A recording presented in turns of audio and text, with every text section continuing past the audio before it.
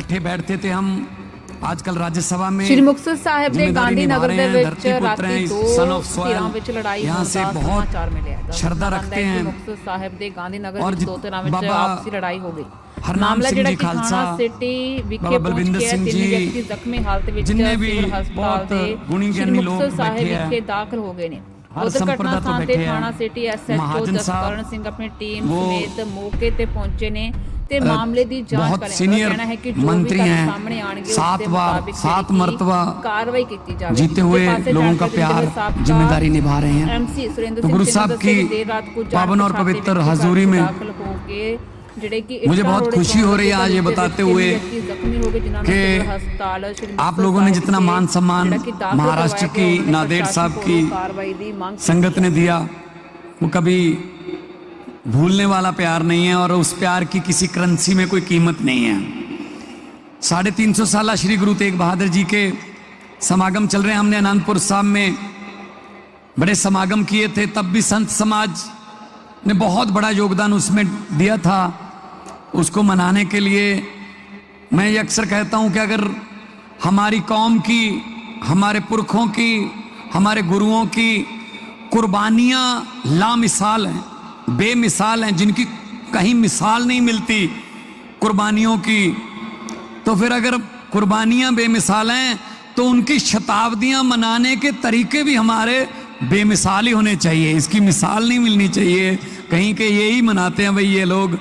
तो आज लुबाना समाज है, सिकलीगर समाज है, सिंधी समाज है, जितने भी सभी समाज के लोग इकट्ठे होकर यहाँ मना रहे हैं जिस तरीके से, बहुत मन को खुशी हुई। क्योंकि ਸਰਬੱਤ ਦਾ ਭਲਾ ਮੰਗਣ ਵਾਲੀ ਗੁਰਬਾਣੀ ਉਹ ਹਜ਼ਾਰਾਂ ਲੱਖਾਂ ਸਪੀਕਰਾਂ ਚੋਂ ਦੁਨੀਆ ਦੇ ਵਿੱਚ ਉਚਰੀ ਜਾਂਦੀ ਹੈ। ਅਸੀਂ ਦੁਨੀਆ ਦਾ ਭਲਾ ਮੰਗਣ ਵਾਲੇ ਲੋਕ ਹਾਂ। ਅਸੀਂ ਦੇਸ਼ ਕੌਮ ਲਈ ਕੁਰਬਾਨੀਆਂ ਕਰਨ ਵਾਲੇ ਲੋਕ ਹਾਂ। ਅੱਜ ਵੀ अगर पंजाब बॉर्डर स्टेट है, अगर दुश्मन की तरफ से गोली आती है सबसे पहले पंजाबियों का सीना उसके सामने होता है। आज भी चाहे वो कारगिल की पहाड़ियां हों, चाहे वो जैसलमेर के टीले हों रेत के, बीकानेर के टीले हों, गंगानगर के, पंजाबी जहां भी जाएगा अपने देश के लिए मरने मिटने को तैयार रहेगा। तो ये हमें गुरुओं से ये प्रेरणा मिली है, हमारे डीएनए में ये कुर्बानियां हैं। आप जवान साहब, पूरी दुनिया में अगर कोई आफत आ जाए, कहीं तुर्की में भूकंप आ गया, नेपाल में कोई कुदरत की आफत आ गई, श्रीलंका में बाढ़ आ गई, वहाँ रेड क्रॉस जो है वो लोगों की सहायता करने के लिए पहुंचे ना पहुंचे या बाद में पहुंचे, लेकिन लंगर पहले शुरू हो जाता है पंजाबियों का जी, सबसे पहले। शास्त्री गुरु नानक साहब ने 20 रुपए का साधुओं को, भूखे साधुओं को भोजन छकाया था। ऐसे 20 रुपए डिपॉजिट करवाए कि उसका तो ब्याज ही खत्म नहीं हो रहा जी, मूल तो अभी छेड़ा ही नहीं, ब्याज का ही चल रहा है। तो पूरी दुनिया में जहां जाएंगे आप, लंगर की सेवा सबसे पहले मतलब आपको मिलेगी। और सबसे बड़ी बात, जब गुरु साहब के पास कश्मीरी पंडितों का वफद आया, पंडित कृपा राम जी के नेतृत्व में, के जबरदस्ती धर्म परिवर्तन करवाया जा रहा है, हमें बचाओ, तो गुरु साहब ने कहा कि किसी बड़ी शख्सियत की कुर्बानी की जरूरत है। तो बाल गुरु गोविंद सिंह 8 साल के थे, वहीं खेल रहे थे, तो उन्होंने कहा पिताजी आपसे बड़ी कौन शख्सियत हो सकती है। तो गुरु साहब ने कहा चलो, चले गए दिल्ली लाल किला में और बोल दिया उस समय के हाकम को, औरंगजेब को, कि अगर हिम्मत है तो मेरा धर्म परिवर्तन करवा के दिखा। भाई सतीदास जी, भाई मतीदास जी, भाई दयाला जी, उनके सामने, उनकी आंखों के सामने, गुरु साहब के आंखों के सामने उनको गर्म पानी के जो कड़ाहे होते हैं उसमें उबाल के और आग रुई में लपेट के आग लगा के और शीश पर आरा चला के शहीद कर दिया कि शायद गुरु साहब ये देखकर डर जाएंगे, ये देखकर मान जाएंगे। लेकिन गुरु साहब ने कहा ये गुरु के सिख हैं, ये नहीं मानने वाले। तो फिर उसके बाद गुरु साहब की कुर्बानी हुई। तो लखी शाह बंजारा जो था वो अपने घर पे गुरु साहब का धड़ ले गया, और धड़ ले गया। जब उस दिन बारिश बहुत हो रही थी, आंधी थी, तो पता ही नहीं चला उनको कि धड़ कौन ले गया। तो उन्होंने, लखी शाह बंजारा ने कहा कि शायद पीछे वो मुगल आते होंगे, शायद मुझे ढूंढते होंगे, तो उन्होंने अपने घर को ही आग लगा दी, इससे संस्कार कर दिया।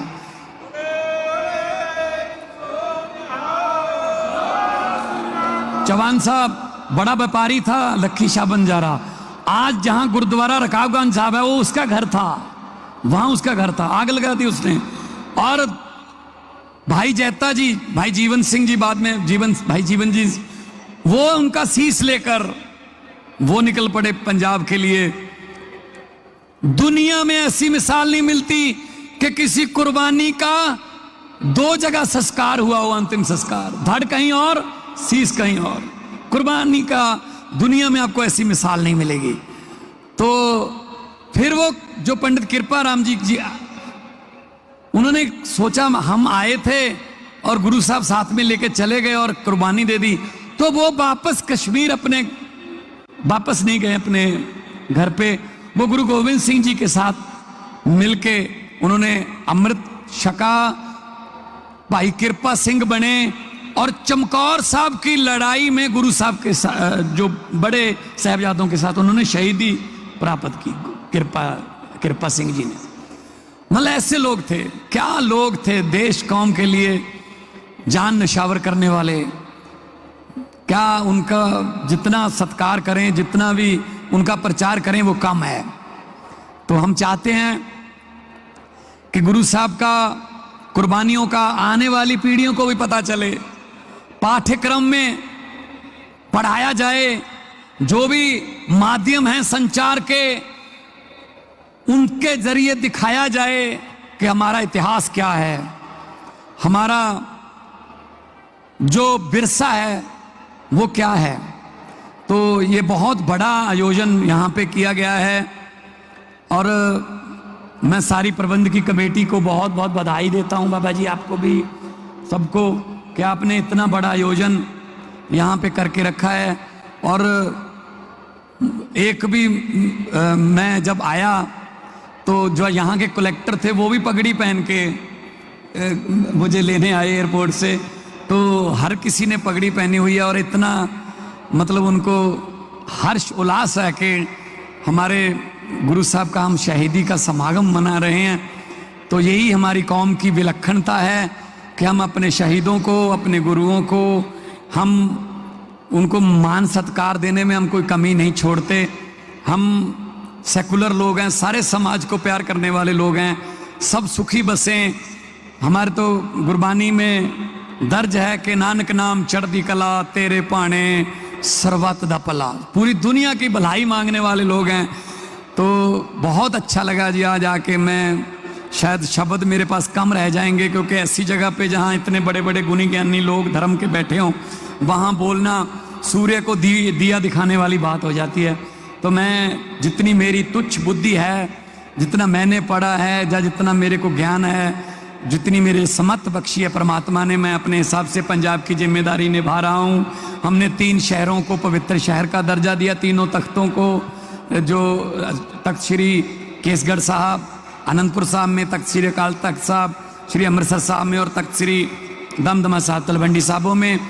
तो आने वाले दिनों में भी बहुत से अभी फंक्शन चलेंगे अगले साल तक।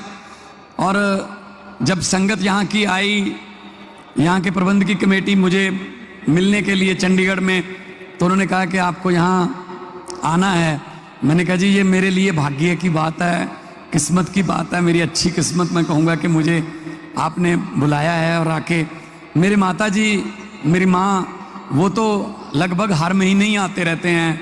वो तो ट्रेन में, वो तो उनको तो ट्रेन का ड्राइवर, टीटी सब जानने लगे हैं, क्योंकि वो संगत को लेके आते हैं, गांव से लेडीज़ को, माँओं को, बहनों को लेके आ जाते हैं। तो बहुत जितना भी यहाँ के दर्शन करके सुकून मिलता है वो कहीं और नहीं मिलता जी। तो बहुत, जो भी मुझे 2-3 आज जो पत्र भी मिले हैं चौहान साहब के, नांदेड़ साहब को भी पवित्र शहर का दर्जा देने की बात अगर सरकार तक पहुंचाई जाए।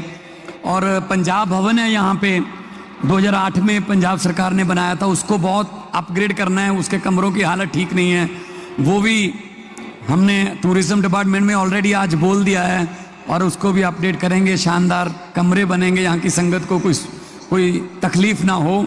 बहुत सी संगत पूरी दुनिया से आती है और वेरका जो हमारा ब्रांड है दूध का, वहाँ से घी आता है, वहाँ से प्रसाद आता है, पिन्नियाँ, पनीर, खीर आती है, तो उसका भी थोड़ा सुचारू रूप से करना है। वो पंजाब सरकार की मतलब कॉरपोरेटिव एक एजेंसी है वेरका, मार्कफेड के अंडर है, तो उनका भी जो संगत यहाँ की कहेगी, हम कोई गुरु साहब के लिए खजाने की कोई कमी नहीं है। जहाँ से हम खजाना मांगने आते हैं उनके लिए हम कोई बजट रखेंगे, जब है ही गुरु का खजाना। वो मेरे दादी जी एक कहानी सुनाते थे, गुरु नानक साहब और भाई मर्दाना जी वो जा रहे थे उदासियों पे, तो जा रहे थे तो कहीं किसी गांव के सरहद पे बैठे, किसी गांव की जू पर बैठे गुरबानी उच्चर रहे थे गुरु साहब। भाई मर्दाना जी रबाब बजा रहे थे। गांव के लोगों को पता चल गया कि कोई रब का बंदा आ गया, कोई फकीर आ गया, सीधी परमात्मा के साथ लिव लगी हुई है, ये किस्मतें पलट देगा, इसकी संगत करते हैं। लोग चले गए। गुरु साहब ने कहा जी आप किधर आए? कहते जी आपके साथ चलना है। गुरु नानक साहब ने कहा हम सत्य के रास्ते पे चलने वाले हैं, सत्य के रास्ते बहुत मुश्किल होते हैं, आपसे चला नहीं जाएगा। कहते जी नहीं चलेंगे। कहते चलो। चलते गए, पैदल चल रहे थे तो रास्ते में चांदी के ढेर लगे हुए थे, इधर भी चांदी के ढेर, इधर भी चांदी के ढेर। जिनको चांदी चाहिए थी उन्होंने चांदी उठाई, बोले थोड़ा सा चलने से कितनी किस्मत खुल गई, चलो वापस चलते हैं। तो काफिला आधा रह गया। तो गुरु साहब ने पूछा जी आप? कहते जी हम चांदी वाले नहीं हैं, हम तो साथ चलेंगे। कहते रास्ते मुश्किल आ सकते हैं। कहते आने दो। चलते गए आगे सोने के ढेर आ गए। जिनको सोना चाहिए था उन्होंने कहा हम चांदी वालों से थोड़ा अच्छे रह गए, हमें सोना मिल गया, वो चांदी लेके वापस चले गए। वो सोना लेके वापस चले गए, बंदे 10 रह गए। तो गुरु साहब ने पूछा भैया आप लोग? कहते जी हम सोना चांदी वाले नहीं, हम तो साथ चलेंगे। गुरु साहब ने कहा कि रास्ते मुश्किल आ सकते हैं। कहते आने दो।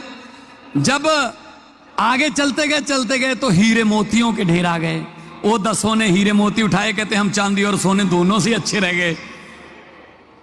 तो रह गया अकेला मर्दाना, भाई मर्दाना जी। तो गुरु साहब ने पूछा भाई मर्दाना जी आप नहीं गए? तो गुरु साहब को बोला, भाई मर्दाना जी ने कहा गुरु जी मैं नहीं जाऊंगा, मैं तो आपके साथ ही रहूंगा, मैं तो उनसे अमीर हूं। तो गुरु साहब ने पूछा भाई मर्दाना ना तेरे पास सोना है, ना चांदी है, ना हीरे है, ना मोती है, तुम अमीर कैसे हो? तो भाई मर्दाना जी ने कहा मैं उनको कैसे बताऊं जो सोना चांदी हीरे मोती लेकर अपने आप को अमीर समझ के वापस घरों पे चले गए, कि जो सोना चांदी और हीरे मोती बांट रहा है, जब मोई मेरे साथ चल रहा है तो मेरे से बड़ा खजाना किसके पास है, मेरे से बड़ा कौन?